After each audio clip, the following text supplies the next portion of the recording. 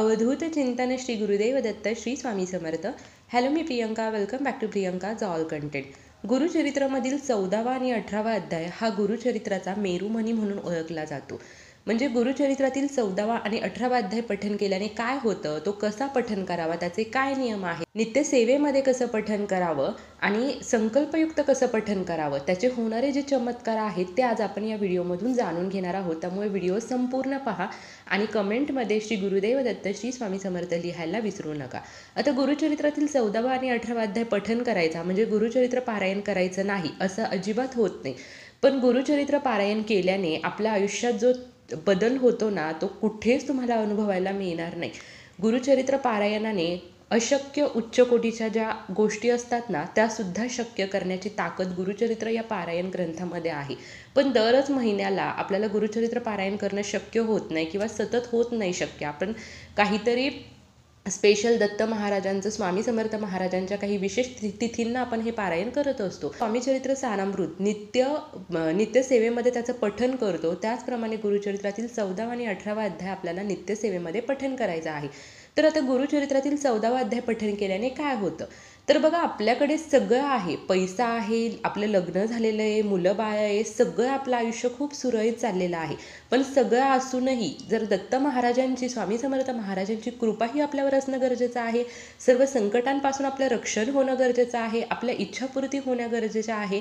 आणि त्यासाठी गुरुचरित्रातील 14वा अध्याय हा खूप महत्त्वाचा आहे. कारण या कलियुगामध्ये आपल्याला तारून जाण्यासाठी, संकटांपासून रक्षण होण्यासाठी महाराजांची कृपा आपल्यावरती असणं आवश्यक आहे. आणि तेच काम गुरुचरित्रातील 14वा अध्याय करतो. गुरुचरित्रातील 18वा अध्याय काय करतो, तर आपल्याला जे आर्थिक चणचण भासते, लक्ष्मी प्राप्तीसाठी, पैशांच्या अडचणी सॉल्व्ह करण्यासाठी, कर्जासाठी गुरुचरित्रातील 18वा अध्याय पठन केला जातो. पण असं थोडीच आहे की घरामध्ये बसलं 4-4, 5-5 तास आपण गुरुचरित्र वाचत बसलो, पारायण करत बसलो, मग घरी आपल्याला अचानकच पैसे येणार आहेत का, किंवा आपल्या हातात देव पैसे आणून देणार आहे का, तर असं नाही. आपण जे कष्ट करतोय त्या कष्टाला नशिबाची साथ मिळते.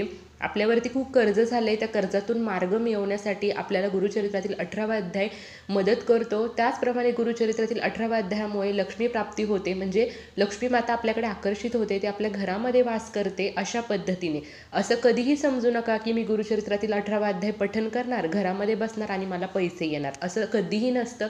आपण आपल्या कष्टाला एक आध्यात्मिक जोड द्यावी लागते. त्यासाठी गुरुचरित्रातील 18वा अध्याय आपल्याला पठन करायचा आहे. जणांचं काय होतं की कुठेतरी पार्लर असतं, मेडिकल असतं, बुटीक असतात, दुकान असतात, म्हणजे एक प्रकारे उद्योगधंदा असतो आणि कुठेतरी ते खूप चांगलं चाललेलं असतं आणि अचानकच मंदी येते. तुम्ही कष्ट तर करताय पण गिराईक येत नाही किंवा तुमचे जे धंदे आहेत ते फ्लॉप व्हायला लागलेले आहेत. अशा वेळी तुम्हाला हा गुरुचरित्रातील 18वा अध्याय खूप चमत्कार अनुभव देत असतो. अशा वेळी तुम्ही जिथे कुठे काम करता, तुमचं स्वतःचं जिथे दुकान आहे, तिथे तुम्ही हे गुरुचरित्रातील अध्याय पठन करू शकता. दुसरी गोष्ट, गुरुचरित्र कोण पठन करू शकतं, तर गुरुचरित्रातील हे अध्याय घरातील कोणीही पठन करू शकतं. स्त्री, पुरुष, मुलं, मुली, वयोवृद्ध, लहानांपासून मोठ्यांपर्यंत कोणीसुद्धा हे पठन करू शकतं. जसं आता आपण स्वामीचरित्र सारामृत नित्य नियमाने पठन करतो, तसंच आपल्याला गुरुचरित्रातील हे 2 अध्याय पठन करायचे आहेत. याचेही काही नियम आहेत, अगदी साधे सोपे नियम आहेत, त्यामुळे घाबरून जाऊ नका. आता गुरुचरित्र म्हटलं, गुरुचरित्र पारायण करत असताना ते पारायण आपल्याला दुपारी 4च्या आधी करावं लागतं. पण गुरुचरित्रातील 14वा आणि 18वा अध्याय जर तुम्ही नित्य पठन करणार असाल तर तुम्ही सकाळपासून संध्याकाळपर्यंत कधीही पठन करू शकता. दुपारी 12 ते 12:30 या वेळेमध्ये फक्त तुम्हाला पठन करायचं नसतं. तर असं का, कारण 12 ते 12:30 ही वेळ दत्त महाराजांच्या भिक्षेची वेळ असते. त्यामुळे या वेळेमध्ये दत्त महाराजांच्या सेवा केल्या जात नाही. ही वेळ सोडून तुम्ही इतर दिवसभरामध्ये कधीसुद्धा गुरुचरित्र पारायण करू शकता. गुरुचरित्रातील 14वा आणि 18वा अध्याय हा तुम्ही संकल्पयुक्तही करू शकता आणि संकल्प न घेता तुम्ही नित्यसेवेमध्ये सुद्धा पठन करू शकता. आता संकल्प करायचा म्हटलं की तुम्ही 41 दिवस, 51 दिवस, 3 महिने, 6 महिने अशा प्रकारे संकल्प करू शकता. संकल्प कसं करायचा हे तुम्हाला माहिती आहे, तसं महाराजांसमोर बसून संकल्प करा. एक टाईम तुम्ही फिक्स करा, त्या टाईममध्येच तुम्हाला संकल्प केल्यानंतर जितक्या दिवसांची तुम्ही ही सेवा करणार आहात तितक्या दिवसाची ही सेवा त्या टाईममध्ये तुम्हाला पठन करायचं आहे. पण जर तुम्ही संकल्पयुक्त ही सेवा करत असाल तर तुम्हाला मांसाहार तर कडकडीत वर्ज करायचाच आहे, पण ब्रह्मचार्याचं पालनही करायचं आहे. जर या गोष्टी तुमच्याकडून होणार असतील तर तुम्ही संकल्पयुक्त ही सेवा करा. दुसरी गोष्ट, जर संकल्पयुक्त तुम्हाला नसेल करायचं तर तुम्ही नित्यसेवेप्रमाणे म्हणजे जसं आपण स्वामीचरित्र सारामृत नित्यसेवेमध्ये पठण करतो त्याप्रमाणे तुम्हाला गुरुचरित्रातील 14वा आणि 18वा अध्याय दररोजच्या दररोज पठण करायचं आहे. म्हणजे नित्य ही सेवा तुम्हाला करायची आहे. पण जेव्हा तुम्ही नित्यपठण करणार आहात तेव्हाही तुम्हाला मांसाहार कडकडीत वर्ज करायचा आहे. तुम्ही ब्रह्मचार्याचं पालन नित्यसेवेमध्ये नाही केलं तरीही चालेल, पण मांसाहार कडकडीत वर्ज करायचा आहे. पण काय होतं ना, आता आपल्याला मांसाहार अतिशय प्रिय असतो, आपण सोडू शकत नाही किंवा मग तुम्ही मांसाहार खाणार मग ती सेवा करणार. त्यापेक्षा असं करूच नका तुम्ही. तुम्ही काय करा की गुरुवारच्या दिवशी बघा, शक्यतो कोणाच्याच घरामध्ये मांसाहार केला जात नाही, तर गुरुवारच्या दिवशी तुम्ही गुरुचरित्रातील 14वा 18वा अध्याय पठण केला तरी सुद्धा खूप आहे. किंवा जर तुमच्या घरामध्ये तुम्ही खात नसाल आणि तुम्ही अशा वेळी तुम्ही दररोजच्या दररोज पठण करू शकता. पण समजा आज तुम्ही खाताय, मग उद्या तुम्ही खाणार नाही, मग तुम्ही उद्या सेवा करणार, परत तुम्ही परवा खाताय, मग परवा सेवा करणार नाही, असं करण्यापेक्षा एकतर गुरुवारी करा किंवा जे नाही खात त्यांनी दररोज सेवा केली तरी चालेल. म्हणजे काही जणांचं असं असतं ना की ते स्वतः खात नाही, त्यांना सेवा करायची, पण घरातले खात असतात, त्यामुळे त्यांना सेवा करावी की नाही असा प्रश्न पडतो. पण तुम्ही सेवा करू शकता जर तुम्ही खात नसाल तर. आणि बाकीच्यांना खायचं असेल तर खाऊ द्या, कारण तुमची श्रद्धा आणि भाव असणं ते महत्त्वाचं आहे. कुठल्याही देवाची सेवा करत असताना काळं वस्त्र परिधान करू नका. तुम्ही बाहेर चाललाय, तुम्ही तुमच्या आवडीचे कलर घाला, पण जेव्हा सेवा करता तेव्हा काळा रंग चुकूनही वापरू नका. दुसरी गोष्ट म्हणजे काय, तर आता बऱ्याचशा जणांचा असाही प्रश्न येतो की आमचं स्वतःचं चिकन शॉपी आहे, मग आम्ही काय करायचं, मग आम्ही सेवा करायची नाही का? तर असं नाही, तो तुमच्या रोजीरोटीचा प्रश्न आहे. एकतर तुम्ही काय करा, सेवा करा आणि मग तुम्ही चिकन वगैरे बनवत असाल किंवा तुम्ही त्याचं चिकन शॉपी असेल हे तुम्ही करू शकता. पण आधी सेवा करा, मग तुम्ही त्या गोष्टी करू शकता. कारण रोजीरोटीचा प्रश्न आहे, मी तुम्हाला म्हणणार नाही की तुम्ही ते शॉप बंद करा आणि तुम्ही सेवा करायला सुरुवात करा. तर असं न करता तुम्ही आधी सेवा करून घ्या, नंतर तुम्ही त्या गोष्टींकडे जाऊ शकता. दुसरी गोष्ट काय की जेव्हा आपण नित्यसेवेमध्ये पठण करू किंवा संकल्पयुक्त पठण करू ना, तेव्हा परान्न खायचं नसतं.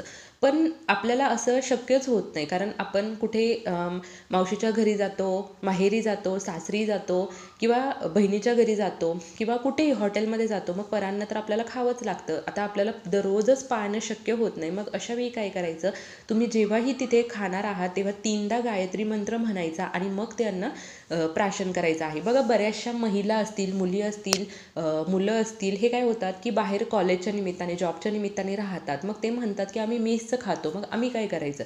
तर तुम्ही जेव्हा पण जेवण करायला बसणार आहात तेव्हा 3 वेळा गायत्री मंत्र म्हणा आणि मग तुम्ही ते जेवण खायचं आहे. नियम खूप साधे सोपे आहेत, पाळायलाही आपल्याला सोपे जाणार आहेत. दुसरी गोष्ट, आता हे गुरुचरित्र जे आहे, जर तुम्ही संकल्पयुक्त करणार असाल तर तुम्हाला देवघरामध्ये आसन घेऊन बसायचं आहे आणि तिथेच पठण करावं लागेल. पण जर तुम्ही संकल्पयुक्त करत नसाल, फक्त नित्यसेवा म्हणून तुम्ही करत असाल, तर तुम्ही कुठेही करू शकता. ऑफिसमध्ये जाल तिथे करू शकता, तुमचं स्वतःचं काहीतरी शॉप आहे तिथे तुम्ही करू शकता, रेल्वेत तुम्ही चाललेला आहात तिथे जाता येता तुम्ही प्रवासात वाचू शकता. ठीक आहे, अगदीच तुम्हाला वाचणं शक्य होत नाही, तुम्ही श्रवण करू शकता. यूट्यूबला तुम्हाला गुरुचरित्रातील 14वा 18वा अध्याय मिळून जाईल, तर तुम्ही श्रवण केला तरीही चालेल. प्रेग्नेंट महिला आहेत त्यांनीसुद्धा गुरुचरित्रातील 14वा 18वा अध्याय नक्की पठण करा किंवा श्रवण करा. बघा, तुम्हाला खूप छान अनुभव येतील. आपल्या गर्भाचं रक्षण करण्यासाठी, गर्भातील बाळाचं स्वतःचं रक्षण करण्यासाठी दत्त महाराजांची कृपा आपल्यावरती असणं खूप आवश्यक आहे. दत्त महाराजांना अशक्य असं काहीच नाही. बघा, जेव्हा आपल्यावरती गुरूंची कृपा असते ना, आपण कुठल्याही गुरूंची सेवा करत असो, पण जेव्हा गुरूंची, दत्त महाराजांची आपल्यावरती कृपा असते ना, तेव्हा आपल्या आयुष्यात अशक्य असं काही नसतं आणि सर्व संकटांपासून रक्षण करण्याची जी एक जबाबदारी असते ना, ती जबाबदारी दत्तप्रभू स्वतः घेत असतात. आता गुरुचरित्रातील हा 14वा आणि 18वा अध्याय वाचण्यासाठी गुरुचरित्र हा जो ग्रंथ आपल्याकडे असतो तो आपल्याला दररोज उघडायचा नसतो. त्यासाठी तुम्हाला सेपरेट पुस्तक घ्यावं लागेल. बघा, गुरुचरित्रातील 14वा अध्यायाचं सेपरेट एक छोटासा ग्रंथ मिळतो आणि 18व्या अध्यायाचा सेपरेट एक ग्रंथ भेटतो, किंवा तुम्हाला एकत्रित सुद्धा 14 आणि 18 या 2 अध्यायाचा ग्रंथ एकत्रित भेटेल. कुठल्याही आध्यात्मिक दुकानामध्ये किंवा ऑनलाईन तुम्हाला हे भेटून जाईल. तुम्ही बघा, 14वा आणि 18वा अध्याय एकत्र असणारा एक ग्रंथ घेऊ शकता किंवा दोन्हीचे सेपरेट ग्रंथ घेऊ शकता. खूप कॉस्टली पण नाही आहे आणि हे ग्रंथ तुम्हाला पठण करायचे आहेत. जे आपल्याकडे असणारं गुरुचरित्र आहे त्याच्यातून तुम्हाला हा अध्याय पठण करायचा नसतो. तशा पद्धतीने तुम्ही जे छोटे छोटे ग्रंथ आहेत ते घेऊन तुम्हाला त्याचे अध्याय पठण करायचे आहेत. या अध्यायामध्ये बघा घोर कष्ट उद्धारण स्तोत्र असतं. घोर कष्ट उद्धारण स्तोत्र हे 1 मिनिट सुद्धा आपल्याला पठण करायला लागत नाही. पण जर तुम्ही नित्यसेवेमध्ये तुमच्या जर दररोजच्या दररोज हे इन्व्हॉल्व केलं ना, तर तुमची जी काही घोर म्हणजे खूप मोठ्या प्रमाणात आलेली संकट, कष्ट, अडचणी, दुःख सगळं काही दूर करण्याची जबाबदारी दत्तप्रभूंवरती असते आणि दत्तप्रभू ते करतातही. त्यामुळे आपल्या नित्यसेवेमध्ये हे घोर कष्टोद्धरण स्तोत्र तुम्ही नक्की सहभागी करून घ्या.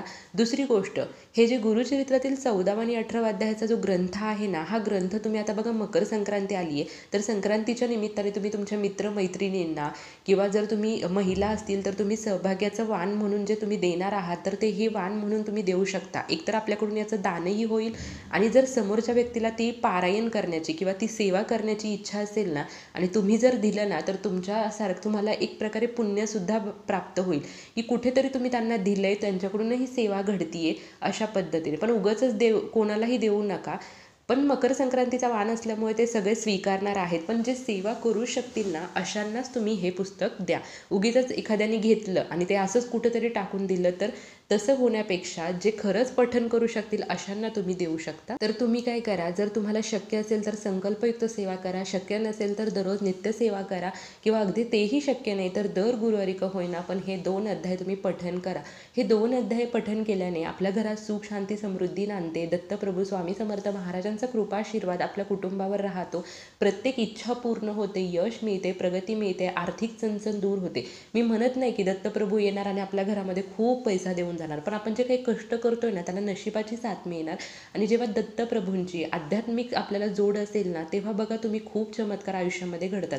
घरातील चिडचिडपणा, वादविवाद, भांडणं होणं या सगळ्या गोष्टी कमी व्हायला लागतात. तुम्ही दर गुरुवारी जरी पठण केलं ना तरी त्याचे तुम्हाला अनुभव यायला लागतील.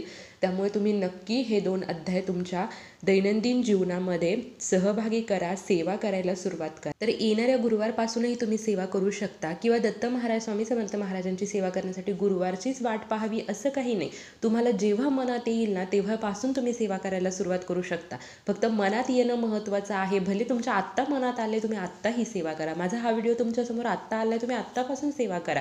गुरुवारची वाट पाहण्याची गरज नसते. गुरुवार करत आपण असंच वाट पाहत बसतो आणि आपल्या सेवा राहून जातात. तर बघा, तुम्ही अशा प्रकारे हा 14वा आणि 18वा अध्याय तुमच्या दैनंदिन जीवनामध्ये सहभागी करा आणि त्याचे चमत्कारिक अनुभव अनुभवायला घ्या.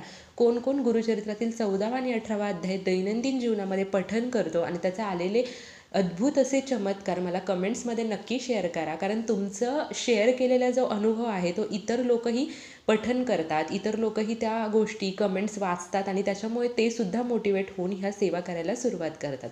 तर झालेली सेवा मी महाराजांच्या चरणी अर्पण करते. व्हिडिओ आवडला असेल तर लाईक, शेअर, कमेंट नक्की करा. Shri Swami Samarth. Bless you all.